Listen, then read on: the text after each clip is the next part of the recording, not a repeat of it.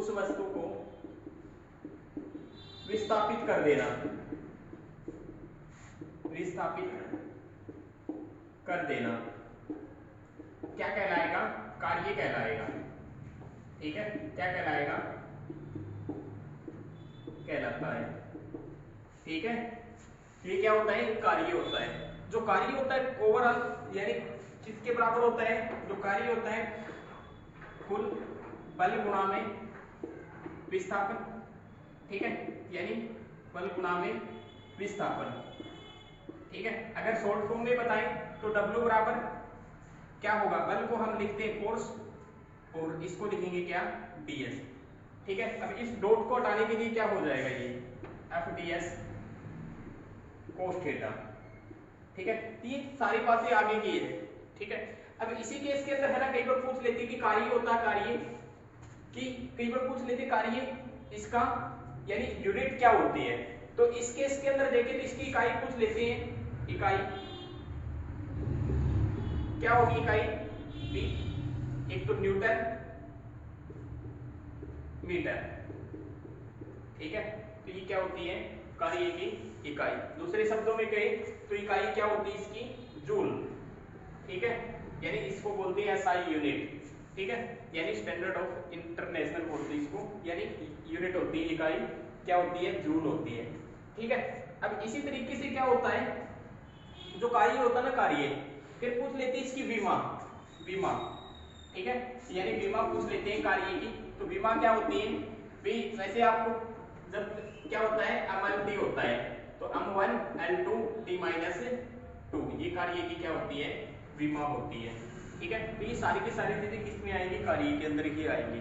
ठीक है, दूसरे शब्दों में कुछ एग्जांपल जैसे मैं आपको बता दूं कि भी कार्य के अंदर अगर कोई भी व्यक्ति है, अगर उस व्यक्ति को मैंने कह दिया कि भाई 10 किलो वजन लेकर एक जगह खड़ा रहे, भी 5 दिन 2 दिन 3 दिन यानी मैंने खड़ा रहने के लिए बोल दिया, तो मैं पूछ लूं कि बताइए उस व्यक्ति द्वारा किया गया कार्य कितना होगा।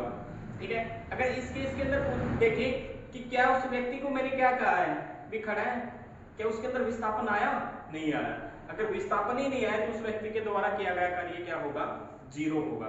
ठीक है, दूसरे केस के अंदर मान लो कि मैंने कह दिया कि कोई व्यक्ति है और उसको बोल दिया कि भी 100 केजी वजन लेकर भी 100 मीटर ही गया। ठीक है, तो बताओ कि भी कितना उसके द्वारा किया गया कार्य कुल कितना होगा। तो क्या होता है? इस केस के अंदर भी क्या होगा? कार्य 0 होगा। क्यों होगा? क्योंकि उस व्यक्ति के द्वारा धरातल से लेकर और उसके वजन के द्वारा लेके गया, तो उसके द्वारा क्या होगा? किया गया कार्य 0 होगा। क्यों होगा? क्योंकि उसके द्वारा 90 डिग्री बन रहा है, यानी 90 डिग्री का कोण बन रहा है।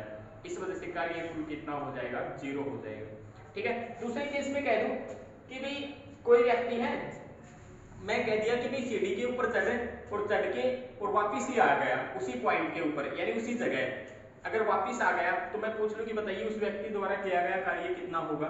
तो उस व्यक्ति द्वारा किया गया कार्य भी 0 होगा। क्यों? क्योंकि उस जगह के पॉइंट के बीच के अंदर विस्थापन क्या हो गया? उसके बीच के अंदर 0 हो गया। ठीक है, जैसे आपको मैं बता भी दूं, जैसे क्या होता है सेम इस केस के अंदर क्या होगा? जैसे मान लो एक व्यक्ति है, यानी कहीं ना कहीं सीढ़ियों पर चढ़ा है। ठीक है, ये मैंने कोई पॉइंट मान लिया ए, मान लो ये व्यक्ति है कोई, ठीक है, और इस पॉइंट के ऊपर ये पॉइंट है बी, जैसे ठीक है, और ये बंदा यानी इस पॉइंट से लेकर यहां पर गया और वापस इसी पॉइंट पे आ गया, तो इसके द्वारा विस्थापन क्या होगी? 0 होगी। विस्थापन का मतलब होता है शॉर्टेस्ट यानी कम से कम दूरी, यानी न्यूनतम दूरी को ही हम क्या बोलते हैं? विस्थापन। क्या इन दोनों के बीच के अंदर ये पॉइंट यहां पर गया और वापस इसी पॉइंट के ऊपर आ गया, वापस इसी पॉइंट के ऊपर, क्या इस पॉइंट के ऊपर आने के बाद क्या इसके ऊपर विस्थापन हुआ? नहीं हुआ। क्या इसके अंदर न्यूनतम दूरी बनी? 2 पॉइंट के बीच में नहीं बनी। ठीक है, तो इसके द्वारा किया गया कार्य कुल कितना होगा? 0 होगा। ठीक है, तो ये होता है क्या? कार्य होता है। अब इसके बाद दूसरे केस के अंदर डिस्कस करें भी, इसके बाद आती है क्या? ऊर्जा। ऊर्जा भी वैसे कुछ नहीं होता, वैसे मान ले तो ऊर्जा का मतलब होता है क्या? किसी भी कार्य करने की ही क्षमता को हम क्या बोलते हैं? ऊर्जा बोलते हैं। ठीक है, किसी कार्य के को ही करने को ऊर्जा ही बोलते हैं। ऊर्जा का मतलब होता है जैसे किसी कार्य कार्य को हुई करने की क्षमता को ऊर्जा ही कहते हैं। ठीक है, ऊर्जा ही कहते हैं। ठीक है, अब पूछ ले ऊर्जा की भी इकाई क्या होती है? जूल। क्या होगी? जूल। ठीक है, या अर्ग। ठीक है, या फिर अर्ग। ठीक है, फिर ये सारी की सारी किस में आएगी? ऊर्जा के अंदर आएगी। अब पूछ ले और आगे जाए तो ऊर्जा होती है मेनली दो प्रकार की होती है। ठीक है, ऊर्जा कितने प्रकार की होएगी? दो प्रकार की। ठीक है, एक होती है गतिज ऊर्जा और दूसरी होती है स्थितिज ऊर्जा।